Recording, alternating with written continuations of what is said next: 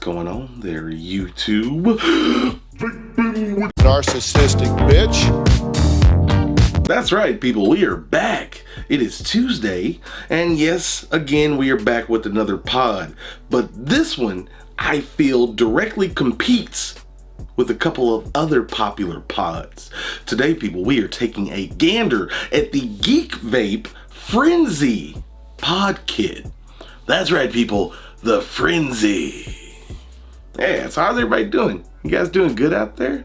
It's good to know, it's good to know. Just been hanging out, you know, chilling, a little bit of illy. Got some stuff going on, you know, it's whatevs. But anyway, what this is, people, this is a new pod from GeekVape.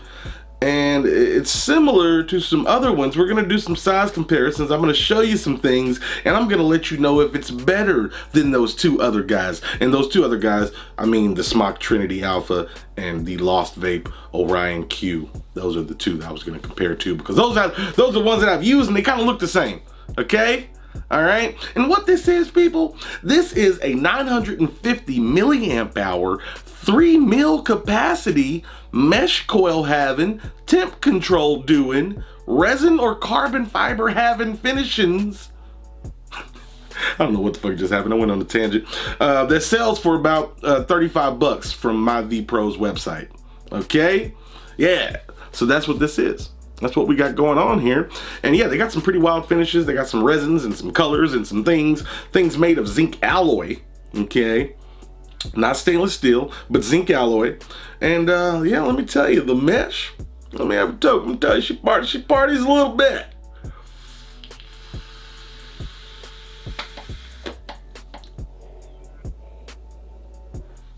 Not too shabby, 0.7 ohm. But yeah, people, we're gonna discuss some things. This is just a pod system, so there won't be any sections and so forth. This is gonna be a super in-depth thing. We're just gonna tell you how stuff works and how it goes, and talk about some shit, okay? That's how it goes. That's how it works at this channel. I think you all are familiar at this point. Now, first things first, let's talk about packaging, people. That's right, packaging. You open this thing up and you got a pod kit in there, and that's always good when you look inside the box. And if we dig deeper, there's nothing down there. There's a little black box, though. There is a little black box, and that little black box contains a white micro USB charging cable and your extra coil. Okay, and really, people, that's all she wrote in regards to packaging. All right, so that's that. No fuss, no muss. Now, before we go any further, and I show you some of the kind of unique properties of this device, I want to show you it next to those other two dudes. Let you see what's going on as far as size. Yeah, it's a little shorter than those guys, but it's pretty thick. It's a thickie. She's a thickin'. But yeah, notice some similarities, huh? Kind of interesting. A little something, putting two and two together here. But yeah, that's a little size comparison before we go any further. Now, first things first. This pod pops out, it's held in by magnets. You just pop it in, bada bing, bada boom. And you got this knurled section that has airflow that you can adjust. And all it takes is a quarter of a turn, and bam, you pop your coil out. And to actually get your coil out, your coil is threaded in there. You just unscrew it. You unscrew it and you put your other one in. Speaking of coils, this guy has a 1.2 ohm stainless steel 316L coil that you can use for temp control in this device, and the device automatically knows and switches over. And then you have a 0.7 ohm mesh. The device also recognizes game in that department, and it switches over to standard voltage depending on what your voltage is at. It goes down as the battery depletes. You guys know what's going on here. Okay, so you see what's going on there? On the bottom of this pod, you got a little flap that you pop up. Pop that flap up and you got two little slots, two holes to put your juice in. Had no problem fitting needle tips, plastic bottles, everything fits in there, no issue. Close it back, bada bing, bada boom, you're good. So simple enough. And over here on the side of this thing, you have the fire button.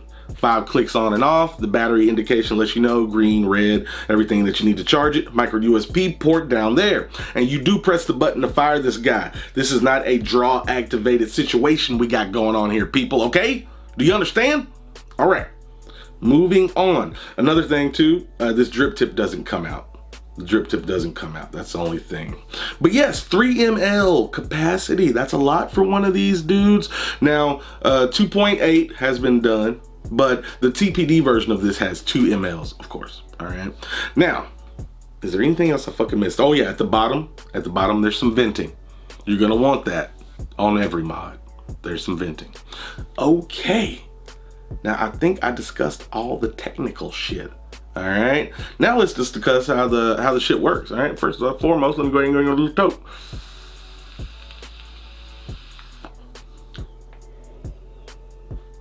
Not too shabby. This 0.70 mesh, which I have in here currently, with some max VG 3 milligram liquid, is getting down nicely. It's been vaping good. I like the adjustable airflow, even though I just leave it wide open, but I can understand if you want to shut it down when using the other coil. That's smart. That's smart. I like it. I like it. I dig it. But yeah, the 0.70 mesh is good. Flavor's coming through nice. And it vapes pretty good, man. It's for something this small. Fuck yeah, it's doing nice.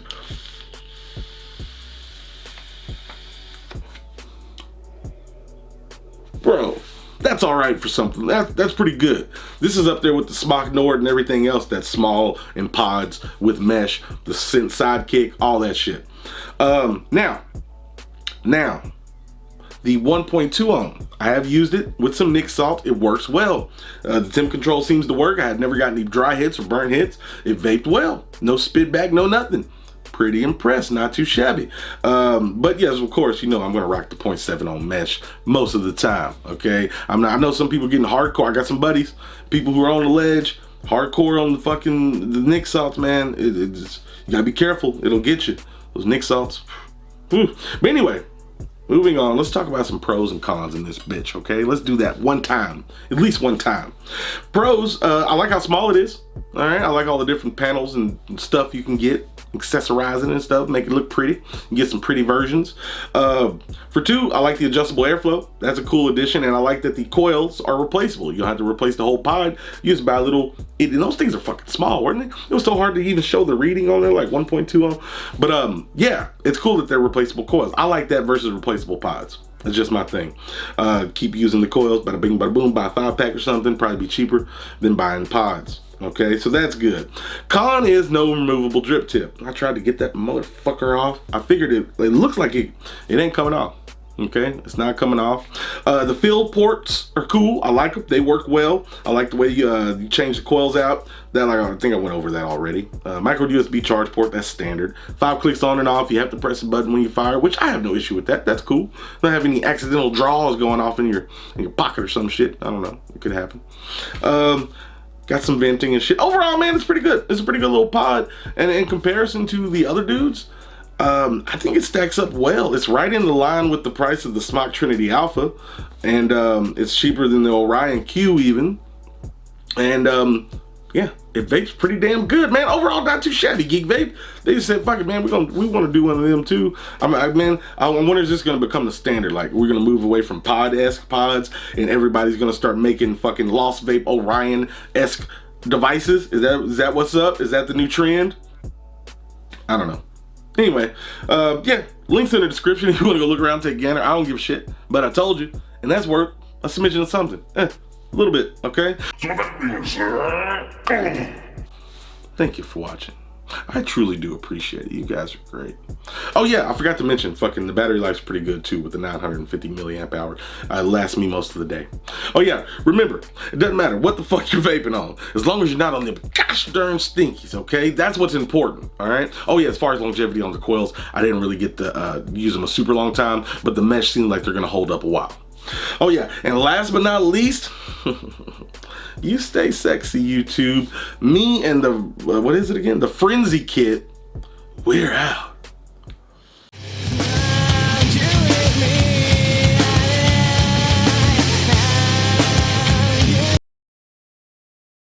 Vaping saves more lives than trends.